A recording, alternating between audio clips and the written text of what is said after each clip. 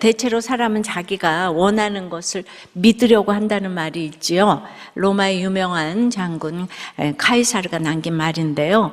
그는 신출 기모란 그 전략가 작전의 귀재였는데요. 누구든 쉽게 이기기를 원하기 때문에 그럴 수 있는 기미가 조금이라도 보이면 철석같이 믿고 돌진하는 인간의 심리를 꿰뚫어 본 것입니다. 지난주에 우리는 두려워할 수밖에 없는 상황에서 두려워하지 말라는 말씀을 들었습니다. 그런데 두려워하지 않는 데서 멈추면 결국 원하는 것만 믿으려 하고 보고 싶은 것만 보려 하다가 또 함정에 빠질 수 있습니다. 우리와 함께 한 자와 함께 한 걸음 더 나아가야 해요. 그것이 무엇일까요? 오늘 말씀을 보니 하나님께서 눈을 여셔야겠죠? 자, 눈을 여시면 어떻게 됩니까? 첫째로 통회하며 이타적인 기도를 드리게 하십니다.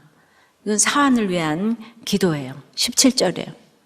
기도하여 이르되 여호와여 원하건대 그의 눈을 열어서 보게 하옵소서 하니 여호와께서 그 청년의 눈을 여심해 그가 보니 불말과 불병거가 산에 가득하여 엘리사를 둘렀더라. 엘리사 한 사람 잡으려고 아람 군대가 한밤중에 들이닥쳐 도단을 포위했어요. 엘리사의 젊은 사안이 새벽에 이 군대를 보고 큰 두려움에 빠졌잖아요. 그래서 어찌하리까 벌벌 떠는 제자에게 엘리사는 우리와 함께한 자가 더 많으니 두려워하지 말라고 했습니다. 사안은 선생님의 말씀을 듣고 이제는 안심하게 되었을까요? 아니죠. 더 어리둥절하고 동공이 이제 더 많이 흔들렸을 것이에요. 주변을 아무리 둘러봐도 군인 한 명 보이지 않아요. 그런데 아람 군대보다 우리와 함께한 자가 더 많다고 하니 이제 막 당황스럽죠. 그래도 엘리사 선생님 말씀이니까 멀리서 군대가 오는지 눈을 크게 뜨고 자세히 살펴보지 않았겠어요? 그러나 어느 방향에서도 원군이 오는 흔적은 보이지 않습니다. 바로 이때 엘리사가 어떻게 합니까? 기도합니다. 여호와 이름을 부르면서 여호와여 원하건대 그의 눈을 열어서 보게 하옵소서. 엘리야나 엘리사나 다 대단한 하나님의 선지자이죠. 기도의 사람이에요. 하지만 이 두 선지자에 대해서 기도했다는 표현을 직접 쓴 곳은 딱 두 곳인데요. 그것도 엘리사에 대해서만 썼고요. 한 사건은 수넴 여인의 그 죽은 아들을 살릴 때 그때 기도했다 그랬어요. 그리고 지금 이 사건에서 엘리사가 기도했다고 해요. 지금 아람 군대에 포위된 채 두려워 떨고 있는 이 믿음 없는 제자 한 사람 믿음에 눈을 뜨게 하는 일이 죽은 사람 살리는 일만큼 중요하고 긴급하다는 뜻이에요. 사실 엘리사가 굳이 이 사안의 눈을 열어서 보게 해달라고 기도할 필요는 없지요. 사안이 보든 보지 못하든 두려움에 떨든 담대하든 엘리사나 엘리사를 잡으러 온 아람 군대에게 달라지는 것은 하나도 없어요. 그런데 엘리사는 그 다급한 상황에서도 오직 이 사안 한 사람을 위해 기도합니다. 자기를 위한 기도가 아니라 이타적인 기도예요. 그런데 이것이 바로 하나님이 눈을 열어주심에 구원의 사명에 목숨을 건 선지자의 마음입니다. 정말로 세상 어떤 것보다도 한 사람의 믿음이 귀한 거예요. 이 한 사람이 대화가 통하는 수넴 여인이든 통하는 게 하나도 없는 게하시든 상관이 없는 거예요. 우리가 이게 상관이 많아서 인생이 슬픈데요. 누구든 구원을 받아야 한다는 데는 차별이 없어요.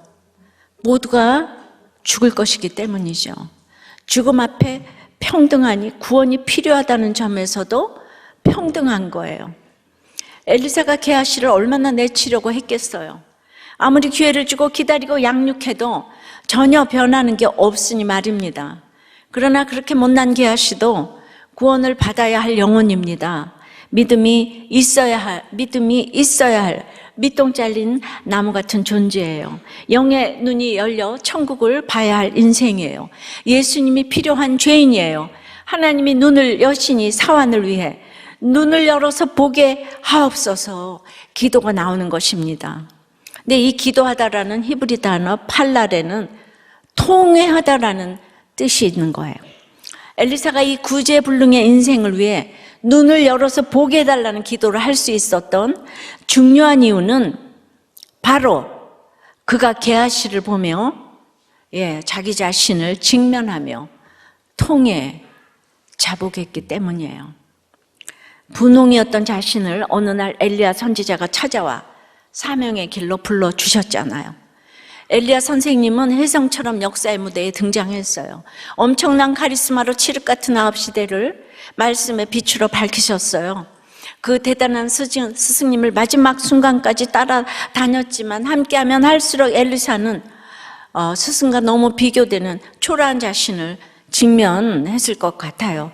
스승의 뒤를 이어 감당해야 할 선지자 사명이 자신이 할 수 없는 일임을 너무너무 깨닫고 그래서 떠나지 아니하겠나이다 하며 스승을 끝까지 따랐고요.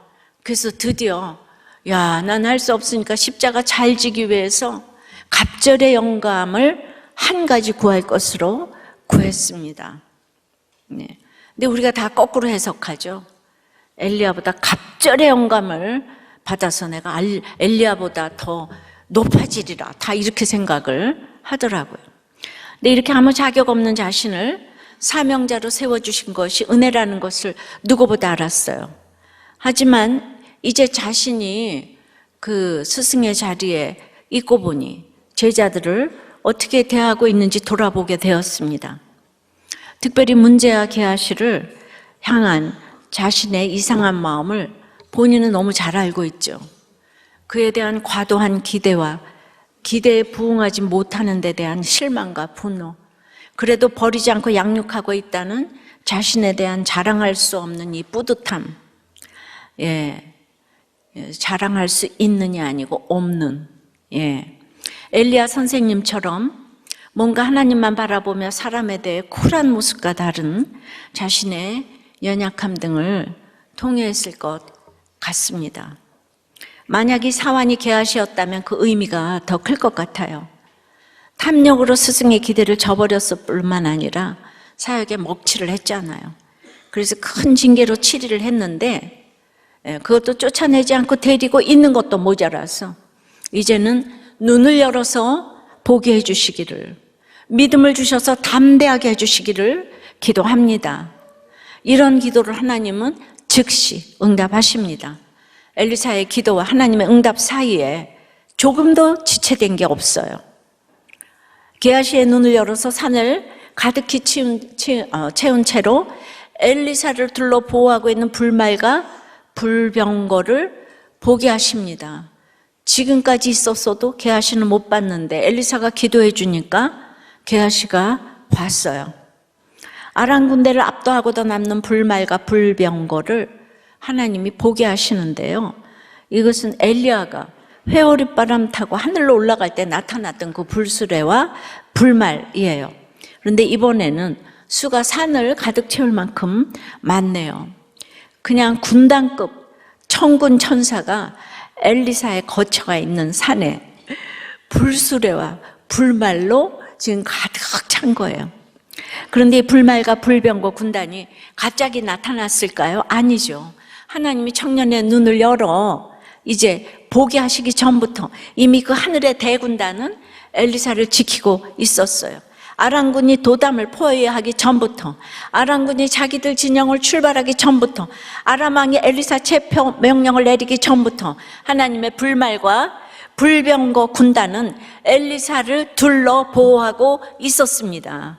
시편 기자도 91편 12절에 우리를 위해 그의 천사들을 명령하사 내 모든 길에서 너를 지키게 하신다고 말합니다. 어떤 길에서만 지키는 게 아니고 모든 길에서 지켜주시는 줄 믿습니다. 엘리사는 이걸 알아요. 근데 늘 엘리사와 함께 다니는 사환은 몰라요. 눈이 닫혀있기 때문이죠. 이렇게 육신의 눈은 뜨고 있는데 영의 눈이 감겨 있었어요. 영의 눈은 무슨 신비한 능력 같은 게 아니에요. 육적인 눈과 대조되는 영적인 눈은 바로 믿음이라고 하죠. 이 믿음이 영의 눈이에요. 엘리사는 아람의 모든 군대를 합친 것보다 훨씬 더 강하신 하나님이 자기를 지켜주신다는 것을 믿었어요. 근데 사환은 믿지 못해요. 그래서 두려워서 어찌하리까만 외치는데, 그런데 엘리사의 기도를 들으신 하나님이 사환에게 믿음을 주시자 그가 불말과 불병과 군단이 엘리사를 보호하고 있는 것을 보았다는 것이죠. 누구도 뚫을 수 없는 하나님의 강력한 보호하심을 믿으니 이제 이 사환도 담대할 수 있게 된 것입니다. 사람은 믿음의 대상이 아닌데요, 우리는 끊임없이 믿고 싶죠. 엘리사는 여호람도 믿고 싶고 게하시도 믿고 싶고, 그 외로 우리는 뭐 다 부모님도 믿고 싶고 형제도 믿고 싶고, 다 믿고 싶어요. 그런데 지금 사안을 위한 기도를 했다 그랬잖아요. 아람이 쳐들어왔는데 지금 자기 제자를 위해서 기도를 하고 있는 거예요. 모든 왕들과 위정자들이 가르치지는 않고 기도도 하지 않으면서 나에게 잘하는가 아닌가로 판단을 하니까 배반이 끊임없이 일어나는 거예요. 조선 왕조의 성군으로 꼽히는 정조대왕은 그의 오른 팔인 홍구경을요, 얼마나 총애를 했는지 사나이가 첩에게 혹한 모양으로 총애를 하고 다른 관료들을 멀리했다고 해요. 그는 신출귀몰하게 어려운 일을 도맡아 하며 정조를 도왔어요. 무서운 할아버지 영조에게서 왕이 되도록 즉위 과정을 도운 1등 공신이고 최측신임을 대내외에 천명했다는 거예요. 그러니까 사도세자가 죽는 걸 11살 때 봤으니까 얼마나 무섭겠어요, 정조가. 자기 편이 없는 거예요. 노로는 정조가 왕이 되는 거를 싫어해요. 왜냐하면은 아버지를 죽였잖아요. 그러니까 절대적으로, 그러니까 아무 편이 없는 거예요. 그런데 홍구경이 정조 편을 너무 드는 거예요. 그러니까 예를 들면은 할아버지가 땅 묻고 수양제가 나오는 그 무슨 책을 뭘 읽고 있냐고 그랬더니 그런 책을 읽고 있다고, 제가 제목이 생각이 안 나는데, 그랬더니 거기 몇 페이지에 뭐가 있는고?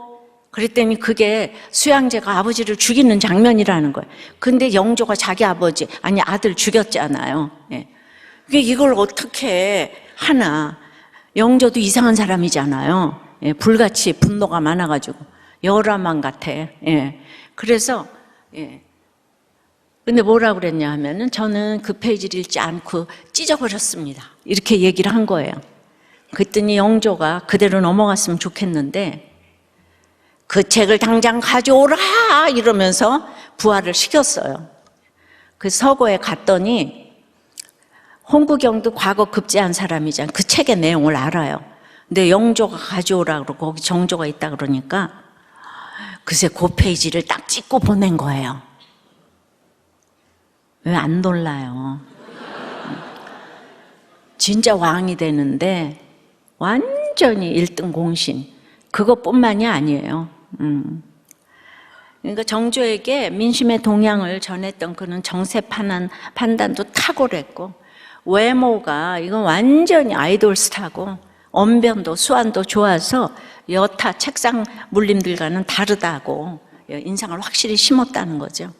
저는 그게 적어도 진짜였을 것 같아요. 그런 그가 이제 정조가 왕이 되고 나서 도승지의 금의대장에 수기소장에 지금으로 말하면 왕만 빼고 비서실장, 경호실장, 국방장 모든 권력을 이제 쥐게 됐어요.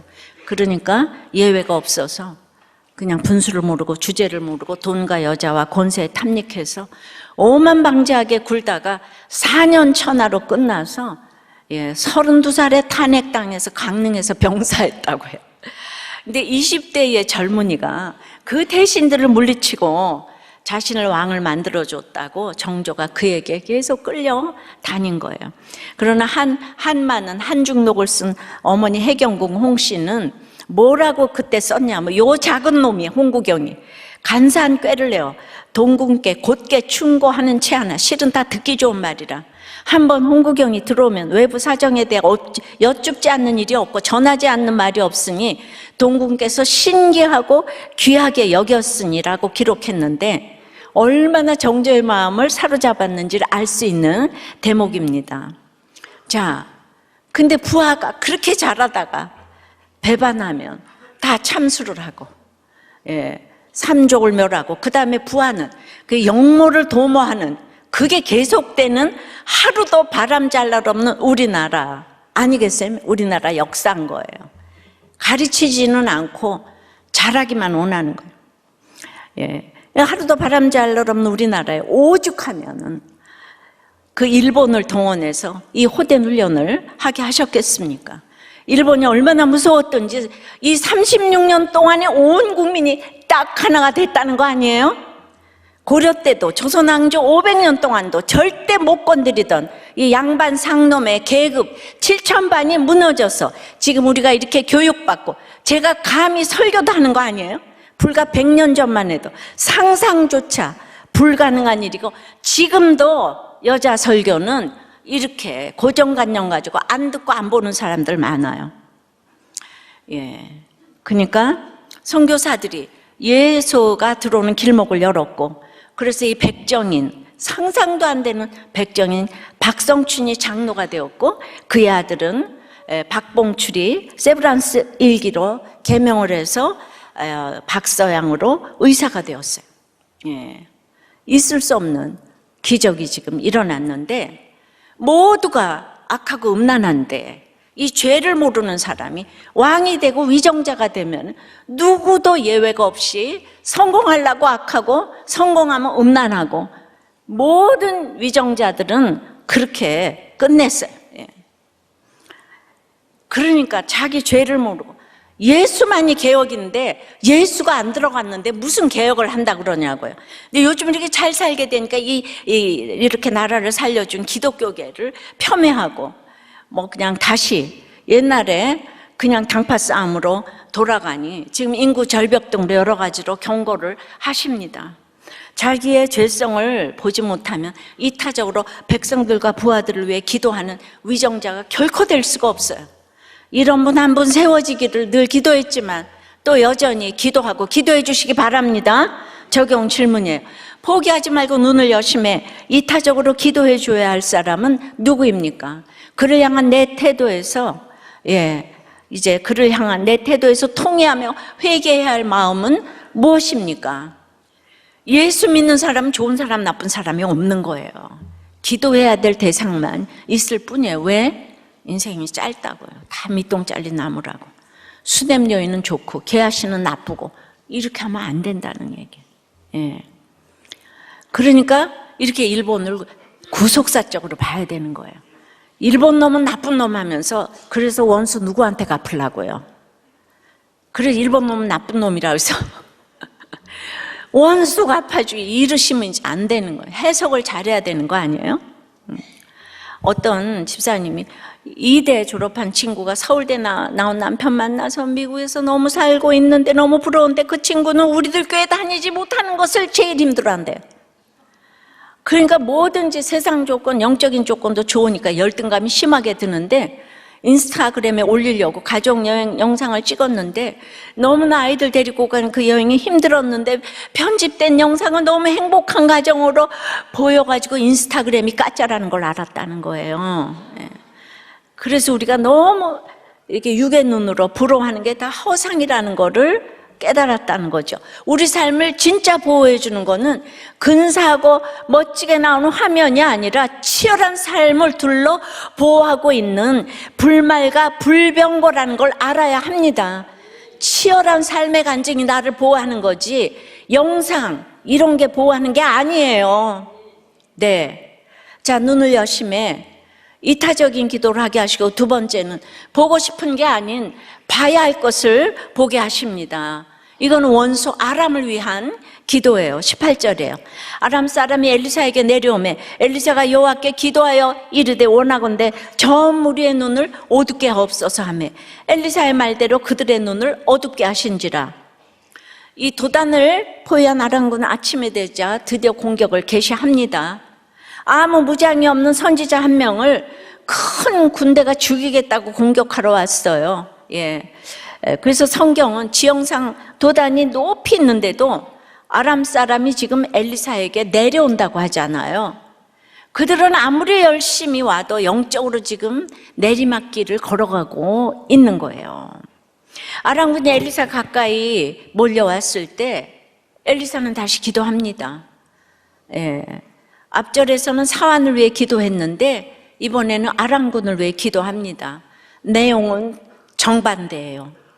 이 사환을 위해서는 눈을 열어 보게 해달라고 기도했는데 아람군을 위해서는 저 무리의 눈을 어둡게 하옵소서. 예, 어둡게 하옵소서라는 번역은 굉장히 순화한 것인데 직역하면 눈이 안 보이는 것을 가지고 때리소서라는 거예요. 하나님은 이 기도에도 즉시 응답하세요. 그 기도대로 아람군을 앞을 볼 수 없는 어두움으로 치십니다. 엘리사를 둘러 보호하던 불말과 불병거에게 공격 명령을 내리신 것이죠.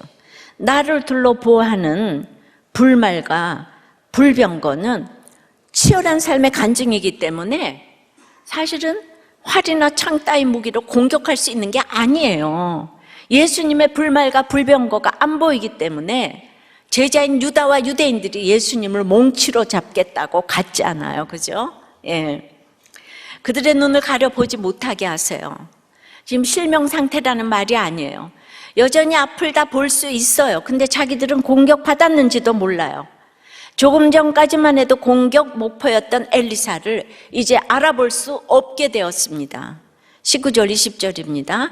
엘리사가 그들에게 이르되 이는 그 길이 아니요 이는 그 성읍도 아니니 나를 따라오라. 내가 너희를 인도하여 너희가 찾는 사람에게로 나아가리라 하고 그들을 인도하여 사마리아에 이르니라. 사마리아에 들어갈 때 엘리사가 이르되 여호와여 이 무리의 눈을 열어서 보게 하옵소서 하니 여호와께서 그들의 눈을 여심해 그들이 보니 자기들이 사마리아 가운데에 있더라. 보기는 보지만 멀쩡히 보는데 누군지 알아볼 수 없게 됐어요. 엘리사가 온 군대로 자기를 죽이려는 그들에게 지금 있잖아요. 나를 따라오라 그래요. 날 보러 와요 이러는 거예요. 지금 자기를 죽이려는 아람 군대. 날 보러 와요. 엘리사 잡으러 온 군대가 엘리사를 따라서 가고 있어요. 완전 코미디 아니에요? 그래야 그들의 눈이 어둡게 되어서 이스라엘 군대 본진인 사마리아 한가운데로 들어오고 말았습니다. 아람 군대 누구도 이 사실을 모른 채 들어왔어요. 그러니 정치, 경제, 결혼이라는 것이 눈을 뜨고도 자기 믿고 싶은 대로 맹인이 되어가고 있는 사람들이 태반이라는 거예요. 한 집사님이 나눔을 했는데 내가 남편과 결혼한 이유는 대졸의 장남이라는 거. 시댁에 집이 있으니까 장남에게 집을 물려주겠다고 믿었다는 거예요. 그렇게 그런 결혼을 자기가 믿고 싶은 대로 믿은 거 아니에요? 언제 주겠다고 하지도 않았는데. 그러니까 아람 군대가 눈이 어두워져 엘리사를 쉽게 잡게 되었다고 엘리사를 지금 신나게 따라갔잖아요. 사마리아에서는 비상령이 떨어졌겠죠. 경계병이 이미 파악하고 부대가 출동했을 것이고요. 아람군이 사마리아 안으로 들어갈 때까지 사인을 줬는지 공격하지 않고 경계만 하고 있었습니다. 그래서 다 공격 준비를 하고 있는데 그런데 아람군은 전혀 인지하지 못하고 엘리사를 따라서 룰루랄라 들어갑니다. 그들이 성 안으로 들어갈 때 엘리사는 바로 그때 여호와여 이 무리의 눈을 열어서 보게 하옵소서. 조금 전에는 감게 하옵소서. 지금은 보게 하옵소서. 기도가 얼마나 무서운 건지 아세요? 그리고 아람군이 사마리아 가운데 도착하자 하나님이 그들의 눈을 여셨어요.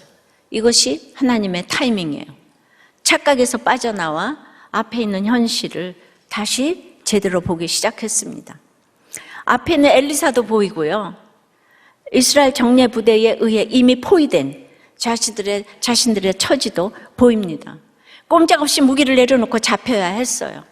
자, 이때 내가 속았다고 누구를 원망하겠어요? 근데 다들 자기가 가놓고 속았다 그러죠?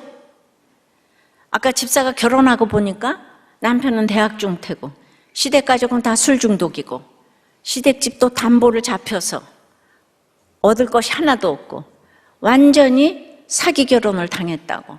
그건 자기 얘기죠. 눈이 열려 제대로 보니까 적군의 속을 사마리아 한가운데 포위되어 있음을 딱 알게 된 거예요. 그럼 이제 여러분은 그때부터 주제가가 내가 속았다 이게 주제가죠. 자기 눈이 감겨져서 지금 그렇게 간 건 생각 안 하고, 앞서 아람 왕 부하들에게 엘리사가 어디 있나 보라고 했어요. 왕의 명령대로 엘리사의 소재를 파악한 부하들도 왕에게 보라고 하면서 엘리사가 도단에 있다고 보고를 했습니다. 그러면 그때쯤 보고한 부하는 진짜인 것 같아. 엘리사는 침실의 얘기도 다 들을 수 있다고 그랬는데도 엘리사를 죽이러 가겠다고. 그 도단에 가면 이 아람 왕들이 엘리사를 찾아볼 수 있다고 당연히 그렇게 여겼어요. 의심도 전혀 안 하고, 우리는 늘 정보를 찾아 산만리하니까 이 정보가 나를 살게 해주고 이 사업은 성공할 거야. 이들이 당연시 여기는 그 시력도 하나님이 엘리사의 기도에 응답하여 어둡게 하시니까 제대로 작동하지 않았어요. 더 무서운 것은 그들이 여전히 제대로 보고 있다고 생각했는데 그것이 완전 착각이라는 거예요. 내 예상과 기대는 빗나가라고 있다고 했죠. 그 장담은 어디서도 금물인 거예요. 망하는 사람의 특징이 그렇게 장담을 잘하는 거예요. 오늘이 뭐가 계약이 돼서 끝나기까지는 입을 다물어야 되는데 내가 그거 다 샀다니까. 완전히 내가 그냥 흡수했어. 흡수 좋아하시네요. 그러고는 맨날 내가 계약만 남겨놨는데 그것이 나를 속였네. 그러시면 안 되는 거예요. 아람 왕이나 군대나 이스라엘 군대 몰래 엘리사를 보고 잡아가고 싶었어요. 그런데 만일 그들이 자기 원대로 엘리사를 알아보고 체포하려 했다면 어떻게 됐겠어요? 엘리야를 잡으러 왔던 50명의 군사들이 다 불태워져서 죽인 거 기억나죠? 그러니까 여기도 불말과 불병거의 공격을 받아 전부 불에 탔을 거예요. 그들이 볼 수 있다고 확신했고 보고 싶어 했던 대상은 엘리사였어요.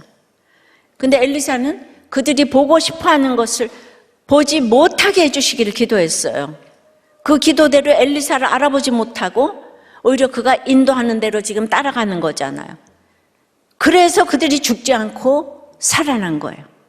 그들이 봐야 할 것은 바로 하나님의 사람의 인도함입니다.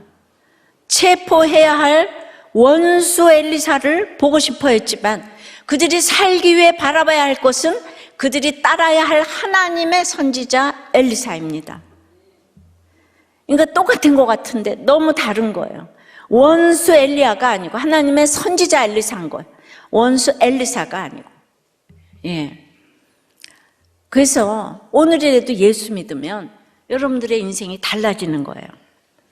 저 무리의 눈을 어둡게 하옵소서라는 엘리사의 기도는 그들이 보고 싶은 걸 보지 못하게 하기 위한 기도예요.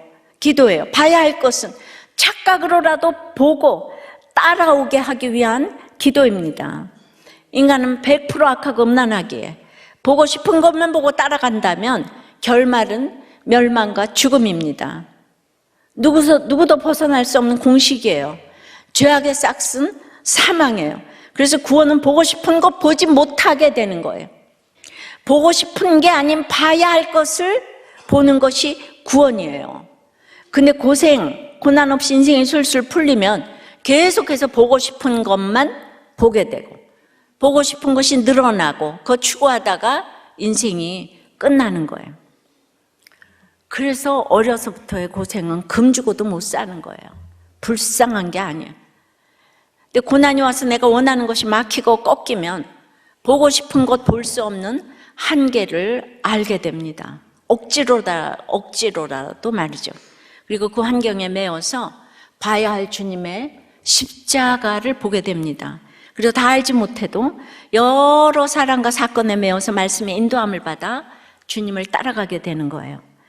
그래서 메인 환경이 축복입니다. 십자가를 생각할 수밖에 없는 고난이 선물이에요. 그렇게 매어서 바라보지 않으면 안 되는 주님만이 우리를 살리고 구원으로 인도하시는 분인 줄 믿습니다. 그러니까 여러분들은 그렇게 이제 여러분들 나는 말씀도 어렵고 힘들고 그러면은 여러분들은 항상 하고 싶은 거 반대로만 하면 중간은 가요. 가고 싶은 데는 안 가고 먹고 싶은 거는 안 가고 보고 싶은 사람은 안 보고 그러면 여러분들의 믿음이 이제 일천하면 그렇게 하면 중간은 가요. 아니 맞아요. 봐야 할 것들을 우리는 안 보고 보고 싶은 것만 보는 것이 우리의 믿음의 그 지수예요. 지수. 예. 지난주 이제 나눔에 이런 나눔에 어떤 모임이 제일 싫고 좋으냐 이런 거 나눴어요. 근데 어떤 집사님이 어떤 모임이 제일 싫어요? 여기요. 제일 모이기 싫은 모임은 또 무엇이에요? 여기요. 나오라고 고뇌해야 할 그 한 사람은 누구예요? 저요.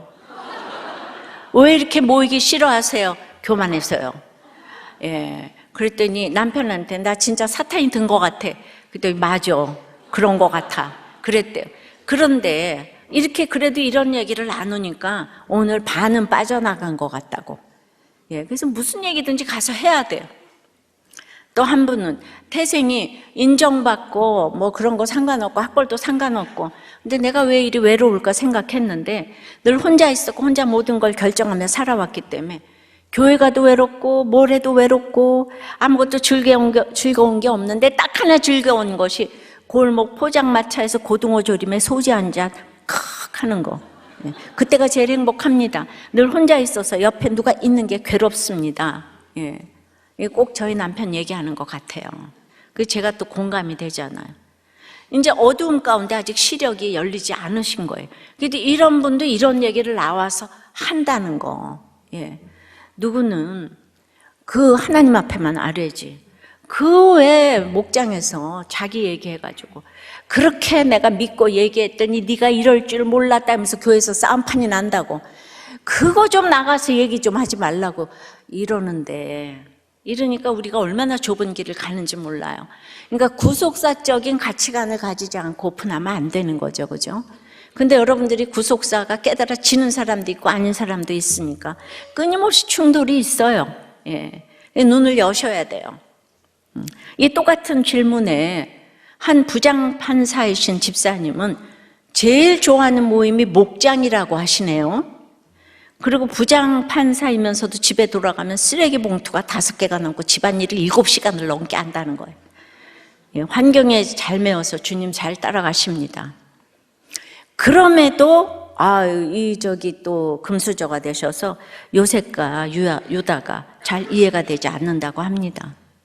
그뿐만 아니라 이렇게 목장에서 기도 제목을 올리는데 그 집을 위해서 유다의 축복을 받고 예수님의 조상이 되게 해달라는 기도 제목을 올렸더니 그거 삭제해 주세요. 예, 우리는 유다의 유자도 싫어. 그냥 안 지나서나 요셉의 요자가 좋은 거예요. 이렇게 할 때 여러분들은 이해해야 합니다. 믿음의 이 종류가 지금 정도가 다 다르기 때문에 어떻게 그럴 수가 있어요. 교회 나오고 목장에 나오는 게 어디예요? 항상 그런 생각을 가져야 되는데 옳고 그름으로 생각하니까 수냄 여인은 좋고 저 개하시는 나쁜 놈이고 이러면 안 된다는 거예요. 맨날 저 일본 놈은 나쁜 놈이고 우리나라는 좋은 놈이고 이렇게 사실 얼마나 구속사적으로 큰 역할을 또 했는데 과거에 사로잡히면 안 돼요. 또 한 부목자님은 정말 우리 교회 좋다고 왔는데 아들이 예배를 드리더니 그냥 시끄러워서 예배를 드릴 수가 없다고. 근데 좀 시간이 지나니까 제가 우리들 교회에서는 모범생이에요라며 우리들 교회는 역시 ADHD 천국임을 경험하게 되었습니다. 그래서 이제 양육받으면서 우리 가족은 회복됐고 아들이 우리 아빠가 여기 와서 변한 걸 보니까 진짜 하나님이 살아있음을 느낀다고. 그래서 우리 가족은 우리들 교회를 사랑하지 않을 수가 없다고. 그러니까 맨 처음에 와서 이러고 저러고 할 때 그냥 들어주시면 되겠습니다. 이렇게 각자 부장 판사님이 있으시고 이 땅에서 행복한 게 포장마차에 소주 한 잔이라는 분도 있고 제일 오기 싫은 모임이 여기다. 이런 사람도 있고, 그저 각자 시력이 다르지만 각자의 눈을 열어서 봐야 할 것을 보게 되기를 기도해야 될 줄 믿습니다. 적용 질문이에요. 어떤 대가를 치르고서라도 보고 싶은 것은 무엇입니까? 예수님을 볼 수밖에 없도록 만들어준 어둠의 사건은 무엇입니까? 자녀의 성공과 구원 중 무엇을 더 보고 싶습니까? 자, 눈을 여심해 이타적인 기도를 하게, 통해자복하며 이타적인 기도를 하게 하시고, 보고 싶은 것이 아니고 봐야 할 것을 보게 하시고, 그러면 세 번째는 이스라엘에게 이렇게 순종의 열매를 맺게 하시잖아요, 그죠? 예. 그러니까 믿는 우리에게 순종이 필요하고 열매를 이제 맺게 하시는 거예요. 게하지를 위해서 기도하면, 또 아람 원수 나라를 위해서 기도하면 나에게 열매 있게 하신다, 이런 뜻입니다. 21절부터예요. 이스라엘 왕이 그들을 보고 엘리사에게 이르되 내 아버지여 내가 치리까 내가 치리까 하니 대답하되 치지 마소서, 칼과 활로 사로잡은 자인들 어찌 치리까? 떡과 물을 그들 앞에 두어 먹고 마시게 하고 그들의 주인에게로 돌려보내소서 하는지라. 왕이 위하여 음식을 많이 베풀고 그들이 먹고 마심에 놓아보내니 그들이 그들의 주인에게로 돌아가니라. 이로부터 아람 군사의 부대가 다시는 이스라엘 땅에 들어오지 못하니라. 이제 원수 아람 군대가 뭔가에 홀린 듯이 사마리아 한가운데 와서 이 아군에 의해 포위를 당했으니까 여호람 왕이 원수 갚을 절호의 기회를 잡았잖아요. 바로 공격하여 이제 전멸해 버릴 수 있었지만은 자기가 한 게 하나도 없고 은인이신 엘리사 선지자 때문에 이렇게 된 거니까 갑자기 엘리사 선지자를 보고 내 아버지여 이러고 불러요. 내가 치리까 내가 치리까. 와, 두 번이나 반복해서. 예. 얼마나 공격하고 싶으면 내 아버지여 내가 치리까 내가 치리까. 예. 사람이 그러면 안 돼요. 예. 그래도 여호람은 이렇게 칠 것인가 물었는데, 또 우리들 교회 집사님은 배송 일을 하시나 봐요. 근데 침을 뱉고 욕을 하는 아주머니와 시비가 붙게 되어서 그냥 자기도 모르게 저도 똑같이 쌍시음 욕을 해줬다는 거예요. 예. 금세 회개는 하셨지만, 아니 여호람은 그래도 물었는데, 아무리 원수래도 물었는데 우리들 교회 성도가 여호람에게 밀리면 되겠어요? 우리들 교회 성도가 여호람보다 위에 있다고 생각해요. 여러분들 믿으시죠? 그러니까 물어야 돼요. 하나님께 묻는 거, 목장에게 묻는 거예요. 여호람이 치리까 물어보니까 엘리사가 공격을 막습니다. 전쟁에서 사로잡은 포로를 죽이는 것은 합당한 일이 아님을 상기시키면서 전쟁 없이 제 발로 걸어 들어와 잡힌 포로를 죽여서는 안 된다고 가르칩니다. 한 걸음 더 나가서 음식을 주라고 해요. 뿐만 아니라 자기 고향 아람으로 돌려보내라고 합니다. 여호람 왕이 얼마나 고집이 센지 우리가 지금까지 쭉 봤어요. 통치하는 12년 동안 엘리사가 그렇게 전국을 다니며 사역을 했는데 아합이 만든 바알의 주상 하나는 없앴죠. 그거 하나 없앴다고 엘리사가 이렇게 여호람을 도와주잖아요. 그러나 금송아지 우상은 그대로 두었어요. 겉으로는 개혁하는 척했지만 속으로는 아합처럼 여로보암처럼 우상 숭배를 계속했어요. 이 땅의 개혁은 예수 그리스도밖에 없어요. 어떤 경우도 예수님을 만나지 않는 사람은 개혁을 할 수 있는 자격을 갖추지를 못하는 거예요. 그러니 성품대로 했다면 고집 세고 어리석은 여호람은 엘리사의 말을 듣지 않고 아람 군대를 다 죽였을 거예요. 그러나 여호람이 웬일로 엘리사의 말에 순종합니다. 떡과 물을 주라고 한 말에 순종해서 음식을 많이 베풀었어요. 잔치를 열어주었어요. 그리고 그들을 엘리사의 좋은 대로 돌려보냅니다. 그 결과 어떻게 되었습니까? 아람 군대만 산 것이 아니라 그들이 다시는 이스라엘 땅에 들어오지 못하게 되어 이스라엘도 살게 되었습니다. 여호람 왕이 어떻게, 물론 문자적으로 다시는 들어오지 못하게 됐다는 얘기는 아니에요. 영원히 들어와도 이길 수가 없게 되었다, 이 말입니다. 여호람 왕이 어떻게 생명을 가져오는 순종을 할 수 있었을까요? 그의 성품 때문도 믿음 때문도 아니에요. 오직 엘리사 선지자가 통해자복하며 제자를 위해서 기도하며 이타적인 기도를 드리고 또 자신을 잡으러 온 원수 아람 군대를 위해서도 그들이 보고 싶어하는 것보다 봐야 할 것을 보기를 구하는 기도를 드린 결과, 그런 기도에 즉각 응답하신 하나님이 이제 그 기도의 능력이 고집세는 왕에게까지 미치게 하신 것이죠. 왕이 자기 힘으로 도저히 할 수 없는 순종을 하도록 만들어 주셨습니다. 그래서 우리가 누구 곁에 있는가가 너무 중요합니다. 여러분, 엘리사가 형편없어 보이지만 아람 왕, 이스라엘 왕, 그 위에서 전쟁을 지휘하고 있잖아요. 엘리사가 잘나서가 아니라 하나님의 말씀을 가장 가까이서 받으니까. 그러니까 겉으로 사람을 무시하면 안 돼요. 학벌과 스펙으로 초라한 믿음 있는 사람을 무시하면 그것이 웃기는 짬뽕이에요. 근데 여러분들은 이게 눈이 브라인드가 돼가지고 겉으로만 자꾸 평가를 하는 거예요. 그것 때문에 제가 창자가 끊어집니다. 직분이 아무리 있고 그래도 그 영의 눈이 다 이렇게 감겼어요. 옆에서 엘리사 바로 옆에 있는데도 불말과 불병거를 보지 못해요, 엘리사가. 이게 너무 애통합니다.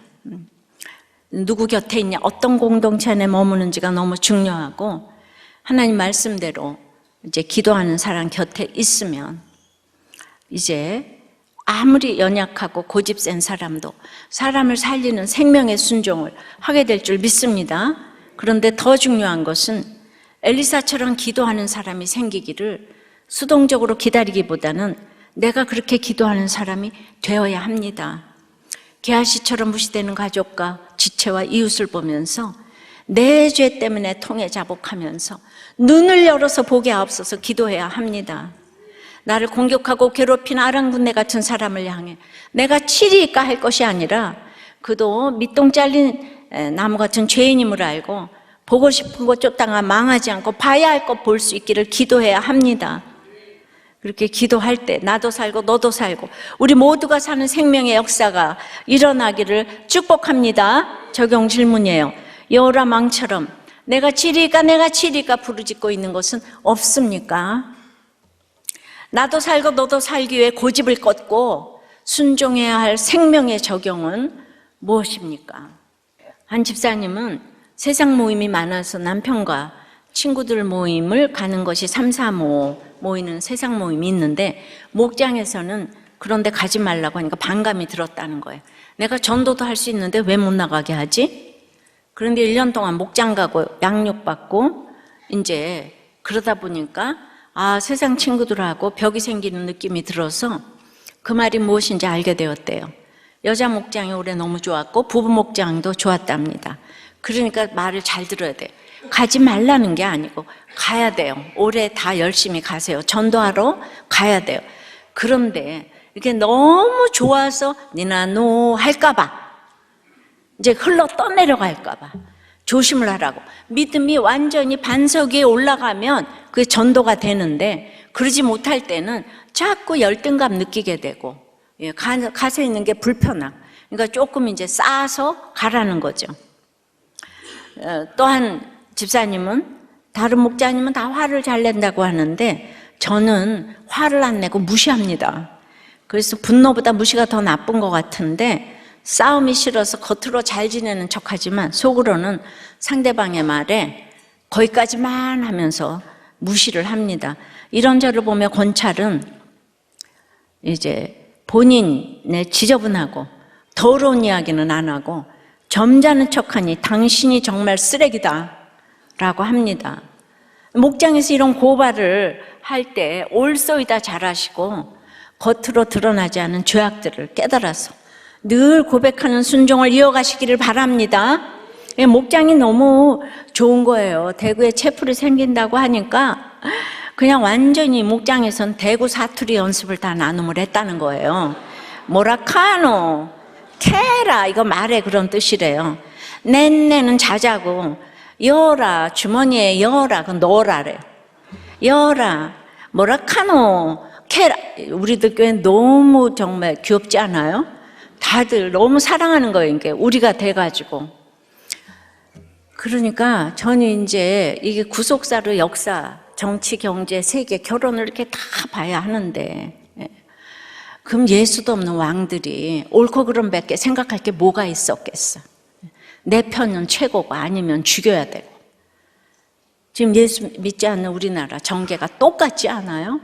맨날 저쪽은 죽여야 되고 어떤 한 사건 가지고 계속 물고 뜯고, 다 지났는데 이제 자자손손을 살펴봐도 구손들이 없는데도 계속. 그러니까 이것이 내가 눈을 열어서 뺏겨져서 예수 그리스도의 개혁이 이루어져야 될 줄 믿습니다. 우리가 정말 우리들 교회에 이 청년들이 이렇게 매주일 결혼을 하고 유아 세례를 받는 것이, 여러분들 이것이 불말과 불병거 아닐까요? 내가 불말과 불병거에 이 간증이 있기 때문에, 이 치열한 간증이 있기 때문에 그것이 나를 보호하는 거예요. 저의 불간증이 여러분들을 보호하고 여러분들의 불간증이 저를 보호하고, 그러는데 그게 보이질 않는 거예요. 여기 눈을 뜨고 있는데도 간증할 때마다 저 찌질한 얘기는 왜 해? 안 보이는 거예요. 들리지 않아요. 무시해요. 난 그런 걸 무시하는 사람을 제일 정말 제가 통탄합니다. 통탄해요. 내가 교회하면서 잘난 사람, 부자 좋아해서 제가 생기는 게 뭐예요? 부자가 천국 가기가 제일 힘들다고 했는데, 그런 마음을 가지고 우리가 진짜 공평하게 이렇게 봐야 하는데, 이것이 바로 구속사인 줄 믿습니다. 요새 청년들이 여기에 얼마나 호응을 하면 이렇게 모이겠냐고요. 여러분들이 나가서 이거를 전하고 정말 개혁의 아이콘이신 예수 그리스도를 전해야 될 줄 믿습니다. 성탄절, 송구영신, 이 연말에 우리 모든 사랑하는 식구들을 전도해야 될 줄 믿어요. 말씀을 맺습니다. 눈을 여심해 게하시 같은 사람을 위해서 통회하며 자복하며 이타적인 기도를 하게 하십니다. 아람 같은 원수를 위해 그들도 보고 싶은 게 아닌 봐야 할 것을 보게 하십니다. 억지로라도 목장에 착각을 해서라도 따라오게 하셔서 어느 날 내가 깨달았다 하는 사람들이 많잖아요. 그러면 여러분들에게 열매를 맺게 하시는 거예요. 그 순종의 열매를 맺게 하실 줄 믿습니다. 근데 우리 영적 시력이 생겨야 되잖아요. 이게 어두움, 하나님이 어둡게도 하시고 열게도 하시니까 우리는 하나님께 기도를 해야 돼요. 그러니까 저 높은 곳을 향하여 날마다 나아가고 빛나고 높은 저곳을 날마다 바라보는 영적 시력이 참으로 회복될 수 있는 우리가 되게 해달라고 찬송 부르고 기도하겠습니다.